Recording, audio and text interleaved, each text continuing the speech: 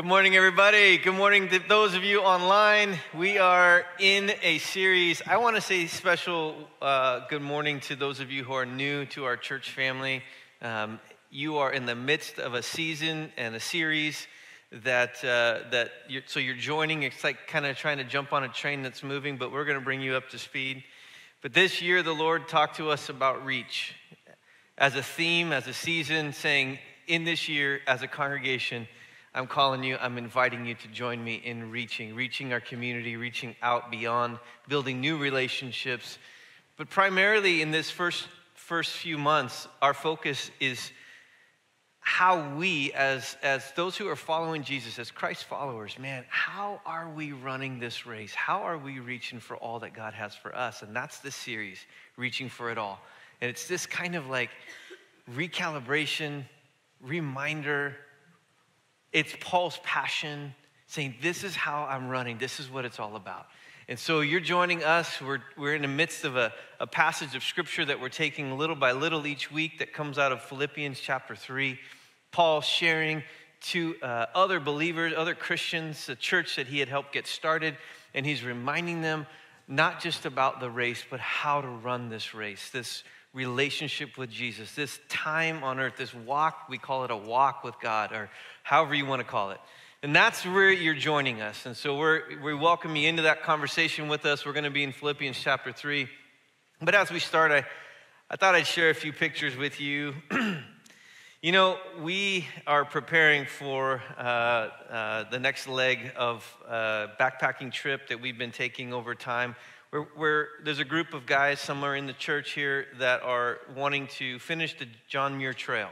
John Muir Trail, if you're unfamiliar with that, it's the trail that goes from Yosemite Valley to Mount Whitney. It's about 220-something miles or so, give or take.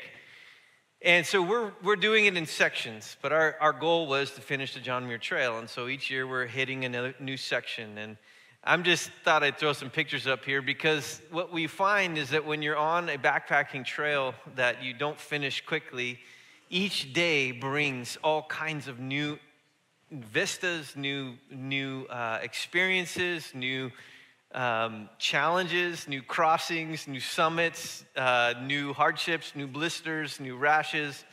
It brings all kinds of new into the journey. And, you know, I was thinking about this in light of our conversation of running in this race with Jesus and Paul's picture. And I was thinking, you know, if I was in the midst of my John Muir Trail here and I, you know, got back down off a really hard summit and we got down into the valley, it happens constantly.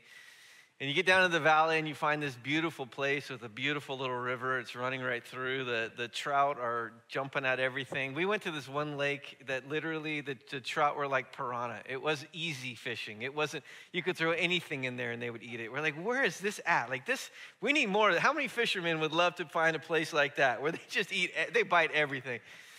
And, you know, it was great. And I was thinking, you know, if I just said, hey, I'm content right here. I love the valley. The valley is beautiful.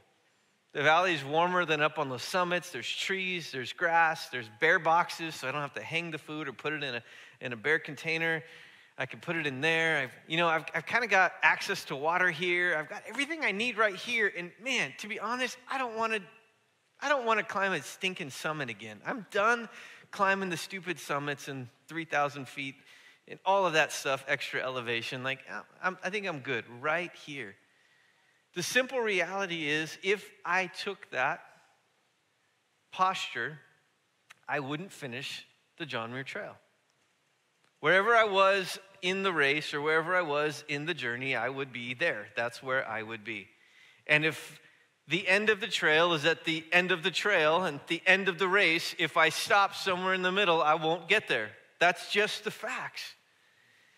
The trail keeps going. This race keeps continuing, and it's got new vistas. And the part of this conversation today, talking about starting fresh in this new leg, is that anytime you have a long distance anything, each day starts a new leg.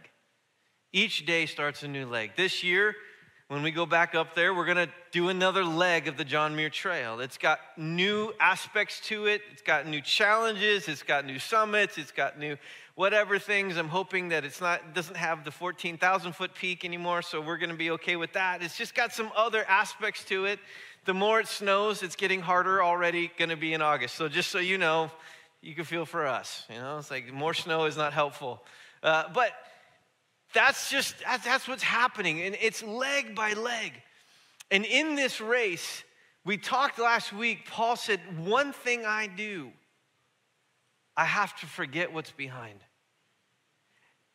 And not just that, I've got to strain forward toward what's ahead, toward this leg that's in front of me now. And here is the truth of the morning. Wherever you are in your life, whatever your age or stage, 68 years of marriage, brand new, walking with Jesus, wherever you are in your season, economically, socially, marital status, non-marital status, job status, not, whatever, you're in a leg of your race with Jesus. This leg is unique, but you're invited to run it fresh. I don't know if you know much about ultra-marathon runners, but the ultra-marathons are even crazier. They're like 100-mile races, and they go over land and sea, and they go over everything. And these guys are just running the sea, but they're running over through deserts. They're running over mountains and up and down hills, and they just run, and they become really good friends with blisters. And it's just like, this is our normal life, and we just love to hurt. And here's the thing. Each morning they wake up, until the end of their race, they're not done. They know they're not done. Each morning is a new leg. And it's a new race. It's a new part of the race. Same race, but it's a new leg. And so you are right now in the midst of your race, and you're in a certain leg of the race. The question is, have you started fresh? Have you started fresh in this leg? Or are you still looking back to past legs of the race that still grab your attention? Past legs of the race that still carry some trauma moments. This is where we were last week. And Paul's saying, it's a new day. It's a new race. In fact, it's the year 2024. It's never been that before. And you're alive in this era, for this time, for this leg of the race. This church, you're a part of this church family for this part of this church's leg. This race, this one we're in. We could trace our roots back several years, not hundreds, but several years. Different legs, different seasons. Some were here for those, some were not, but you're all here for this one. And this is the leg we are running together. And there's parts of your race that you are running yourself as well. I want to talk about starting fresh in the new leg, and I want to read Philippians 3. I'll just kind of give you the context again from 12 to 16, where we've been and even some of where we're going. We're going to camp on the second part of verse 13 and just look at this aspect of Paul, what he's saying, and I'll give you a frame for it as we do. Paul says, not that I've already obtained all this. This pursuit, this walk with Jesus, I want to know the one who captured my life, who captured my heart, captured my story, who reached out to me. I want to know him. He's my goal. And why he saved me. I want to see it happen. That's who I'm after. I haven't obtained it. I'm not already perfect. I'm still growing. I'm still learning. I'm still running. Amen? I'm not anybody else perfect yet. Anybody been perfected in your relationship with Jesus? Like you and him are like super, you can't grow anymore. You're not done? Anybody not done? I'm not done. We're still growing. We still got stuff we're working out. He's working stuff out of us. That's what this leg is, by the way. Something he's working in you and through you and out of you, drawing you closer to him. But I press on to make it my own because Christ Jesus made me his own.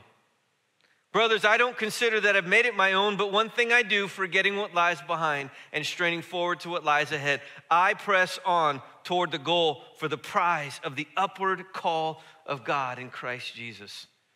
Let those of you in this house today who are mature think this way.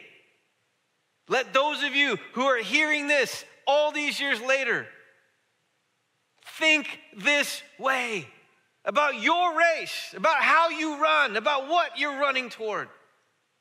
Let those of you who are mature think this way, and if in anything you think otherwise, God will reveal that to you also. Only let us hold true to what we have attained. What we are reaching for, what we're running toward, will determine the course that we're running. It's going to determine where you're going. Wanting to run the John Muir Trail, you're going to be running toward Mount Whitney, or you're going to be running toward Yosemite Valley, one of the two. But if you're on the trail, that's where you're headed. You're either going north or you're going south, but you're going to one of those destinations because that's the trail you're on. But if you want to run on another trail, you won't be on the JMT anymore. You'll be running on another trail. What are you running toward? What's in front of you? When Paul says this, straining forward to what lies ahead, it's like him saying, as I'm running my race, and he's now been a believer for many years. He's been a part of planting many churches. He's been through all kinds of high peak moments and low valley moments. And even when he's writing this now, he's in a prison cell, saying, God has a purpose in this prison cell, and everybody around me knows it. That's what he says. That's where I'm at. I'm in this part of my leg, but I'm writing to you in your part of your leg as you're running. And he says, here's what you need to know about me in this season of my life. I'm kicking it into high gear now, as if there's a higher gear to have. But I'm straining forward to what's ahead. I'm in a new gear. As I move into this new leg of my race, I'm going into the new gear. That's another high gear. What lies ahead? We're going to spend a good deal of time talking about the actual picture that Paul is looking at, that he refers to in the next verse next week. But this concept of ahead, forward, what's in front. Today, this is what we're going to talk about. The posture of our hearts in the race. The passion of this race for you. Straining forward toward what's ahead. Paul's inviting them to consider, what is the passion of your heart? How are you postured toward this race? The posture of the heart, the passion, and the power of what you're pursuing. What's in front of you? What is it that you've put in front of you? What's the hope that you're running toward? What is the picture? What's the image? What's the thing at the end of the race for you that you're looking at, that drives you? What pulls you? What compels you? What is it? And so we're going to talk about that. How are you running, and what are you running toward? Say this with me. How are you running? In fact, make it personal. How am I running? And what am I running toward? What's the picture that you see? Your posture and your pursuit. First, let's talk about posture. Again, he says, forgetting what lies behind and straining forward. Straining forward. This word in the Greek is this one word. Straining forward, we put it together, but it's one word. And it's like extending. It's like I was telling you, like that football player trying to cross the goal line, extending his hand toward that with the football. Like, I'm just going to get in. I got to get in. It's extending toward. It's reaching toward. It's that picture of the Olympic runner that we put up here in the past with his chest out as he's trying to cross the tape. Are you with me? Straining forward. It has everything to do with emotion and passion. It evokes in us a picture, and it certainly says something to us about where are you today? How are you today? How are you running? How am I running now, right now, in this leg. Forget the past legs. Remember there was those other legs of the race where, man, I remember when I said to the Lord, I'm going to give it all. Like, I'm all in. I'm doing this thing. I remember I was doing this. I would go and I'd visit this person. I remember when I'd wake up in the morning saying, Lord, what are we going to do today? And then I got married. And then I started having kids. And then I was thinking about other stuff. And then I went off to school. And I got homework. And I got all these other things. And then I was trying to get that one job. And then I was like, it was a cruddy work environment. And I got discouraged. And then that thing happened to me. You know that thing, Lord? And I'm still wrestling through whether or not I like you anymore. I'm still mad at you, God. And we come to verses like this, and it's like they're intended to jump off the page at us and go, how are you running today? What kind of passion? What's in front? Are you straining toward what's ahead? And so that we don't get it wrong in our minds, the race analogy is great, except for when you're thinking about being out of breath and like, just you, Pastor Ryan, talking right now. I'm exhausted. He's not talking about our physical strength. It all gets mixed up in there some, but it's not what he's asking for. He's talking about this spiritual, emotional strength to say, God, I'm in. It's not about how fast we run. It's not how fast we get there. It's that we're running and the posture of the heart that is running. And Paul's just grabbing the church, kind of like shaking it up a little bit, saying, hey, this is how I'm running. I'm asking you, are you running like this too? Are you still all in? Are you still saying, God, as surrendered as I was when we started, I'm more surrendered even now because I've only grown to know you more. I've only come to fall in love with you more. I've only been through hard times with you more to realize you're still the faithful and good God that I thought you were. So more, I'm in, all the more. That's the question, that's the picture. Every year is like a new leg for me, probably for a lot of you. That's why we do goals for the year. We make resolutions. We think about in terms of, okay, this year is going to be different than last year in these things, in these areas. And we think sometimes in legs like that. It's a new year. In fact, we celebrate the beginning of a new year with all the fireworks and everything. Like even as cultures around the world, there's this sense of a new year, a new thing, new something. There's also a sense of thank God that year's over. Right? It's like, oh man, we have a little ornament hanging on our Christmas tree because we talked about 2020 as a dumpster fire. And we thought, yeah, that's a good remembrance of what that year was like. And it's like a little dumpster fire on 2020. Anyway, some of you had different experiences, but we couldn't wait to move on to 2021.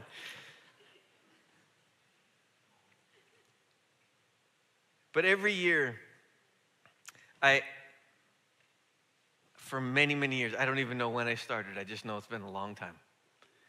Every year, I'll start the year with a prayer. And the prayer is very simple. I just try to get alone with the Lord somewhere. We go on a hike, we go on a walk, we sit in a chair in the morning. And I say, Lord, this year, it's a new leg. This year, would you bring things into my life that are bigger than I am, that will require me to know that I know how much I need you. Things in this year that will draw me close to you, remind me how dependent I am. Things that will work out the independence in me and say, oh, no, I need his strength. That will show me how small I am and how big you are.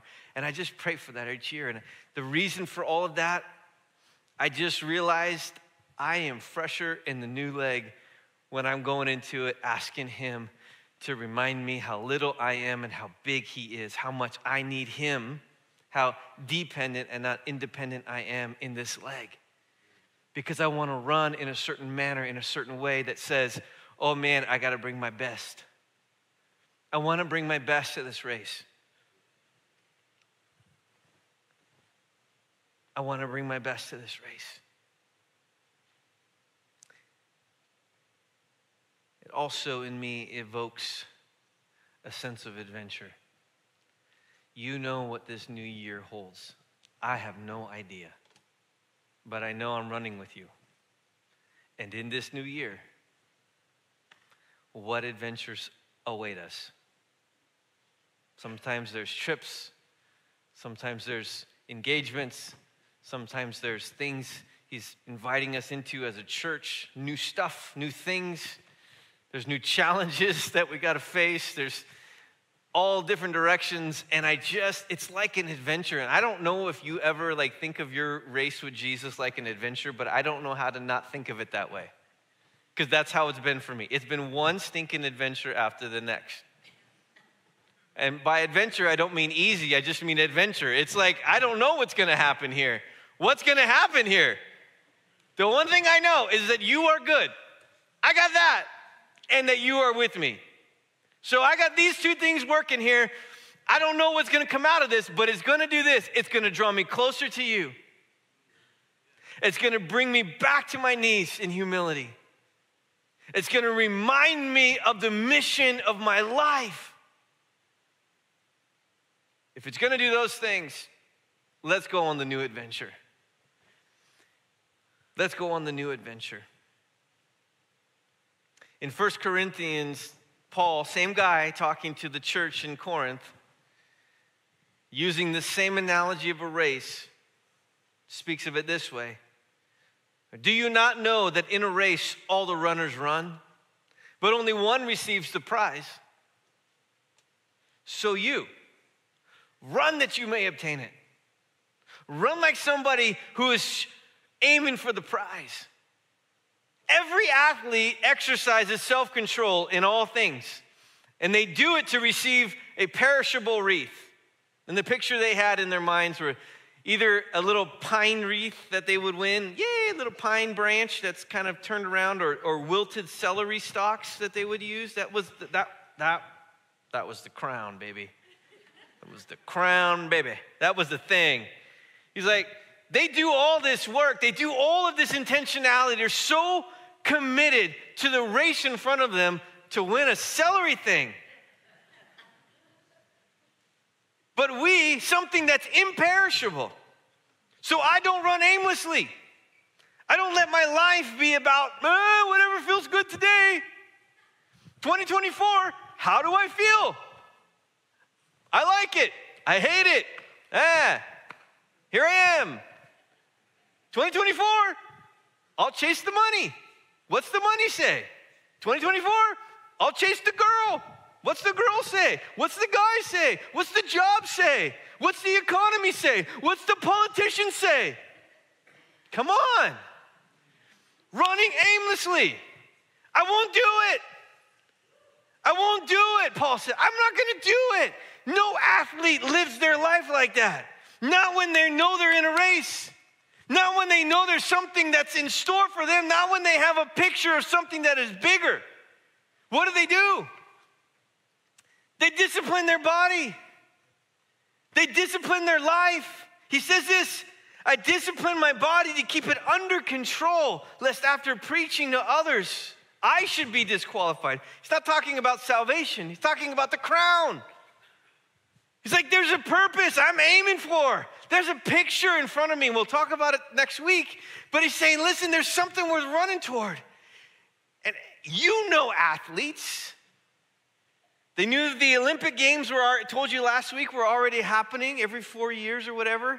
But every 2 years, they had games right there in the isthmus that Corinth was on every 2 years, like a little mini Olympics.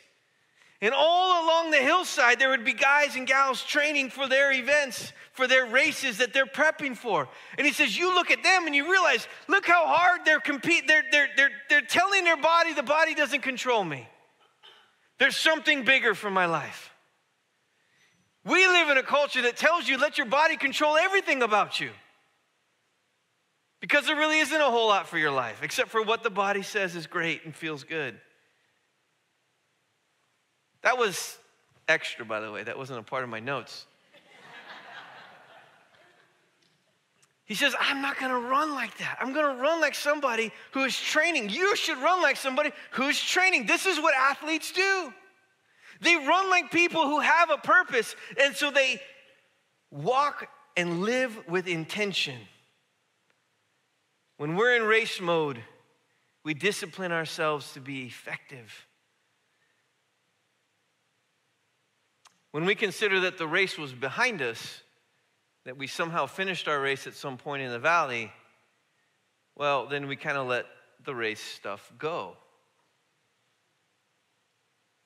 You'll hear this again, but like an Olympic or any professional athlete, a lot of them, when they no longer have the pressure to perform in front of them, they kind of let stuff go.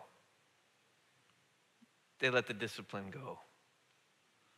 They let the diet go. They let the care start to go.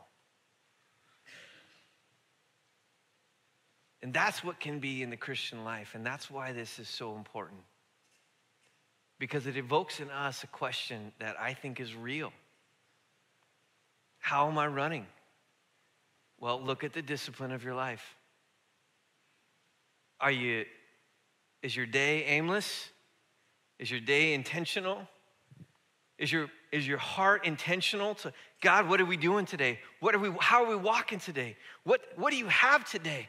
Or is it, I hope something good happens today. I love the bumper sticker, I hope something good happens to you today. I love that one. It's just fun to read when I'm driving behind somebody.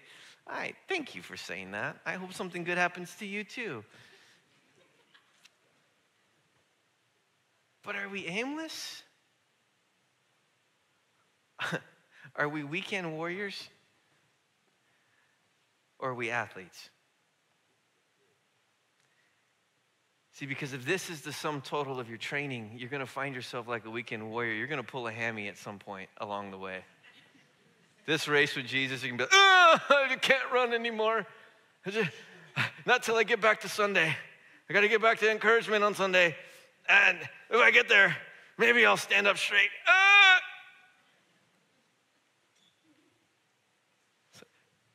Pickleball can be hazardous, I'm telling you. You get out there one time a week, like, I'm an athlete. We always had major injuries at our once-a-year men's flag football game that we would play at the park. And, it was unfortunate. We pulled hammies. We had all kinds of injuries. But for a moment, we felt like we were young again. It was like, we remembered the days.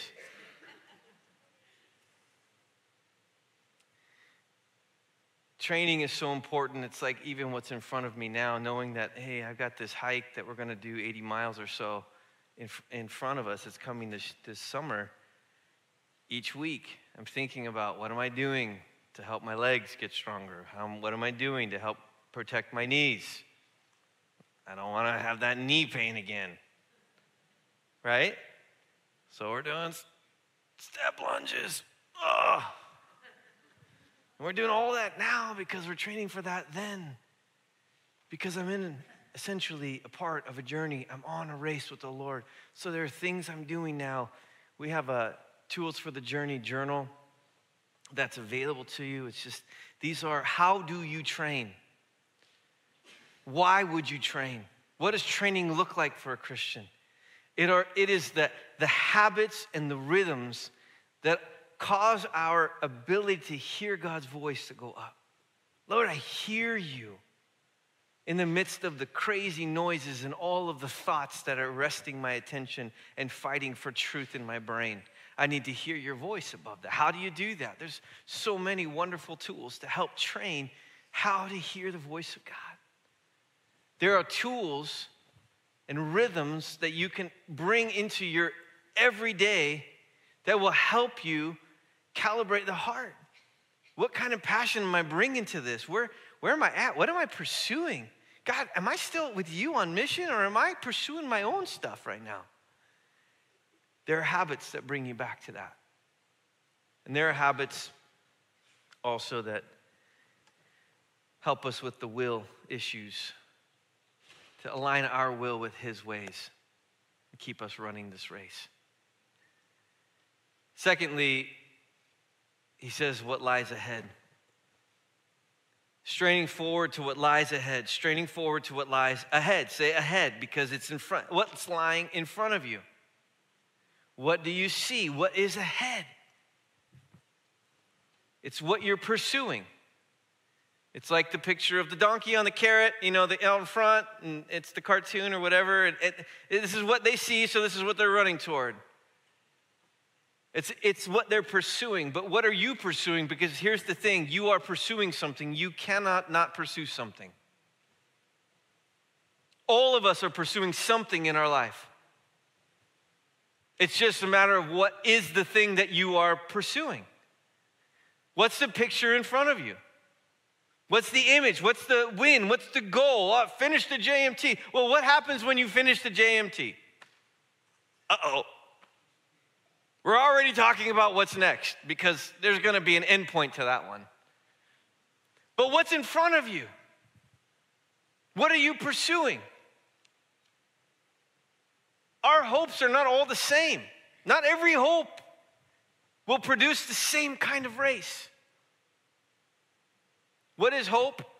We've defined it in the past, but hope is this positive expectation for something in the future.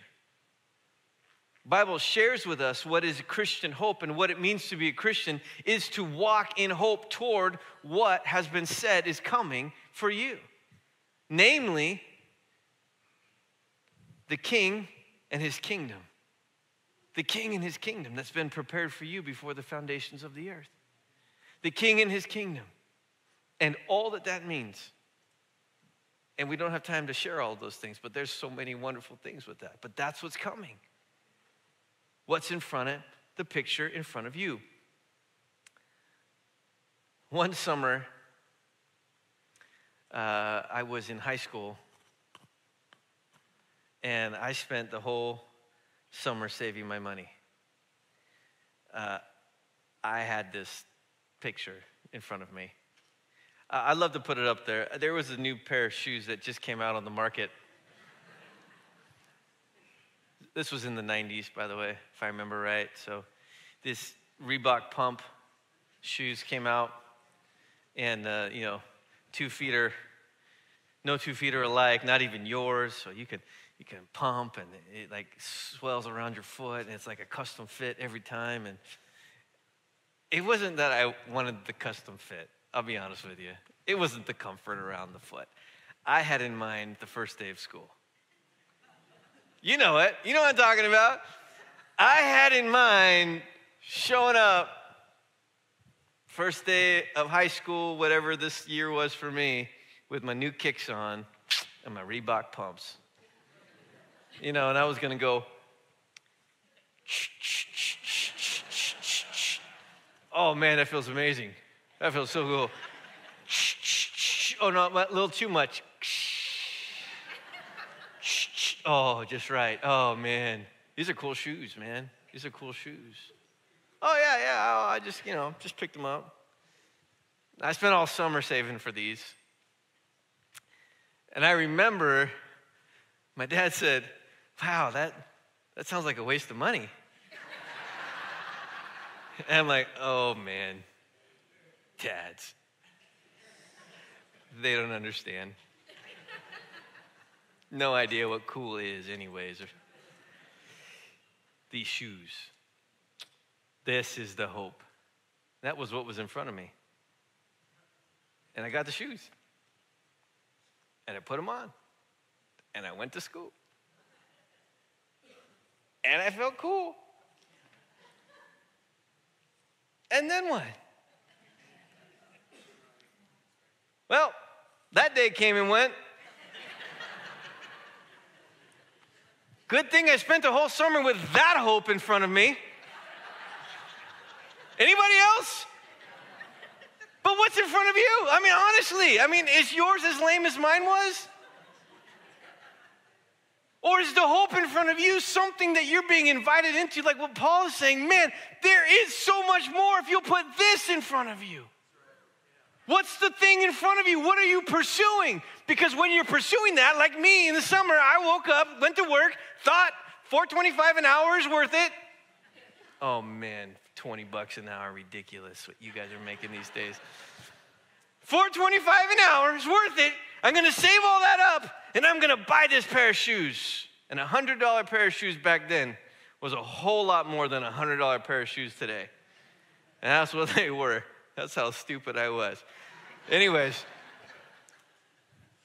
what is in front of you? I think about it. Where are those shoes now? I have no idea. If I had kept them in the box, now they'd be worth a lot of money. It would have been great. I'd be able to sell them for lots. It would have been an investment.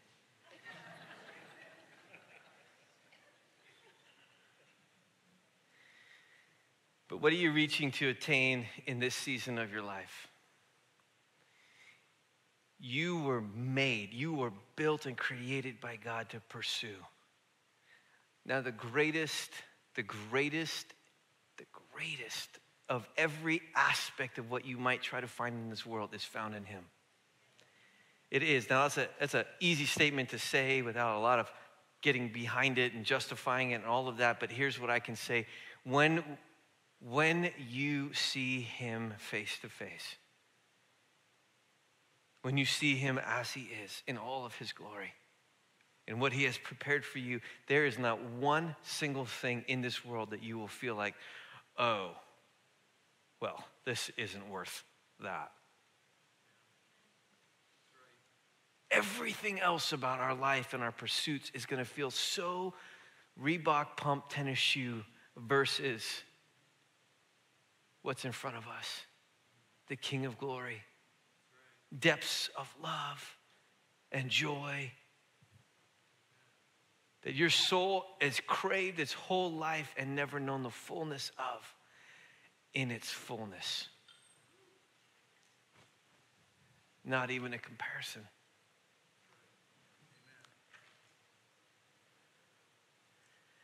But I will say there are going to be so many temptations and things in this season of your life, in this leg this year, this season that you're walking in, that are going to try to pull for your affections and your attentions.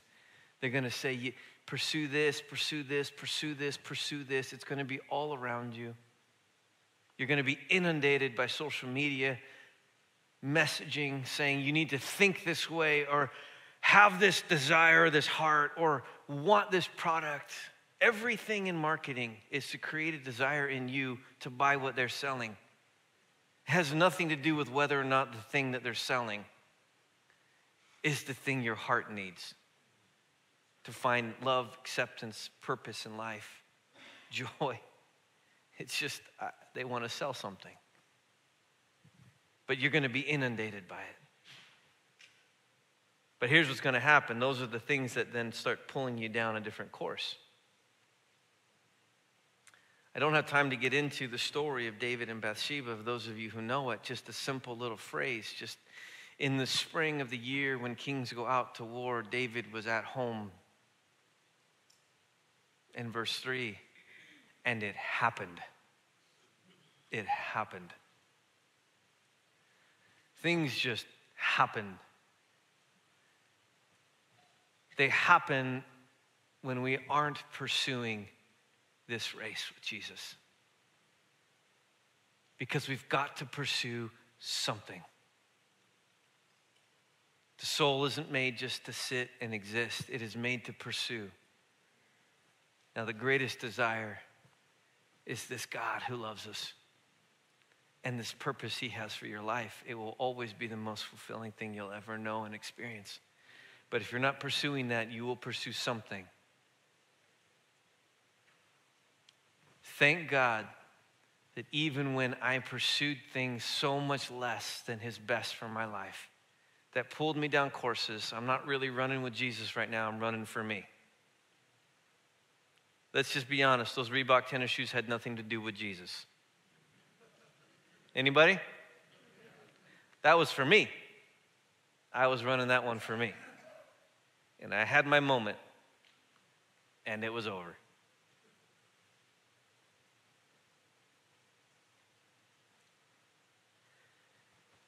Paul was not trying to give some abstract understanding about this race.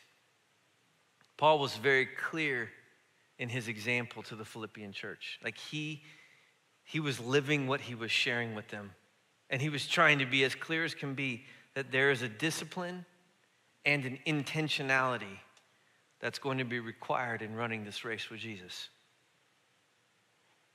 And a weekend warrior kind of mindset, a pursue other things and a little bit of Jesus, it won't be running the race with Jesus. It just won't be. I'm going to close on this story, but man, I've shared in the past that, there's temptations all along, but back in 2000, I was running the LA Marathon, only marathon I ever ran, and I don't think you can call it running. I finished the marathon. But there was a point in the marathon, there was a point in this day. It was raining, it was cold, it was windy, I was in pain. My whole body had cramped up from my lower back to my toes. Nothing bent, everything hurt. I still had 12 miles to go. I was freezing. I was miserable. And I looked over at the El Pollo Loco next to me. The lights were on. People were inside, warm and cozy. There's a payphone in there.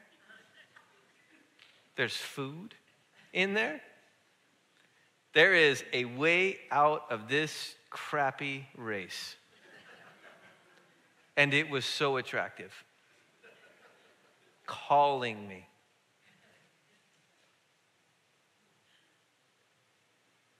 But I had this hope. Not that I would finish this race. I actually started the marathon with this hope in mind. Ryan, you are a preacher. And so much of the Christian life is about the race. And when you finish this marathon, you are going to have a story to share. And yet, it was true.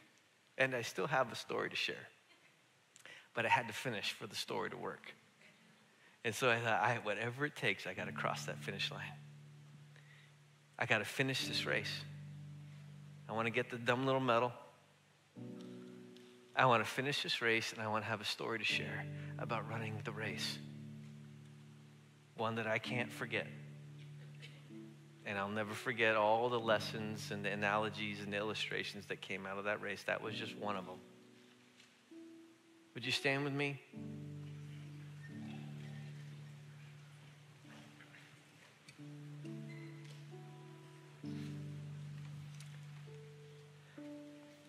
Again, to be sensitive.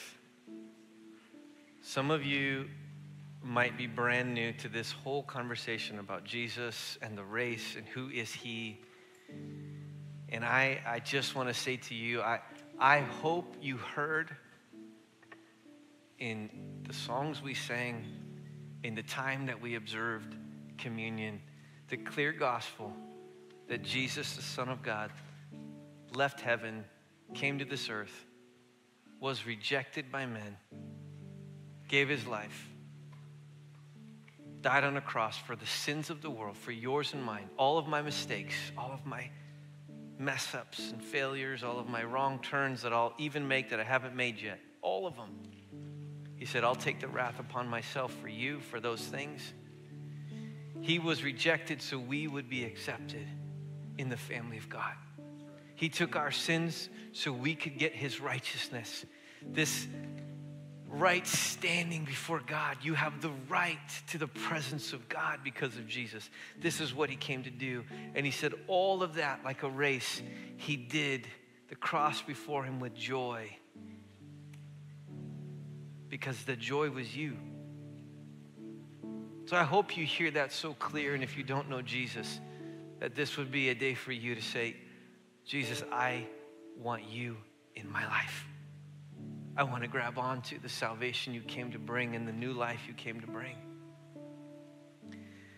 But for the church this morning, the rest of us that know the Lord, have experienced God grabbing a hold of you in his grace, you having your moment like I was sharing with others, for those of you this morning, wherever you are in your senior years, in your brand new years, in your young, like starting my life years, wherever you are in this journey, this leg in front of you, that the Lord would just grab you by the shoulder. The Holy Spirit would stir up inside of you and say, hey, how are we running?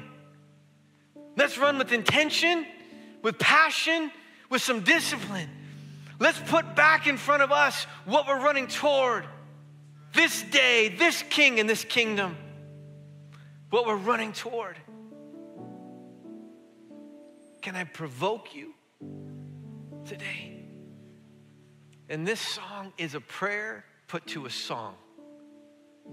And I'm inviting you to pray this prayer while we sing this song. It's about new wine. It's about the deep work. Some of you are in the part of the journey of the hard leg of the race where you just feel like you're getting crushed. And this has a line in it. Say, man, in the crushing of the grapes, so to speak, is where the wine begins to flow. The new things you want to do in my life, the new passion I need for this season, this new leg, the new re-upping commitment to run with you, Jesus. That's what it's asking, and that's what it's inviting us into. And if you want to pray that prayer with us as we sing it together, then let me just say every posture that says yes is appropriate. Hands in the air, flat on your face, come in the front, stand in the back, whatever. You and Jesus make this your prayer and sing it how you will. Amen.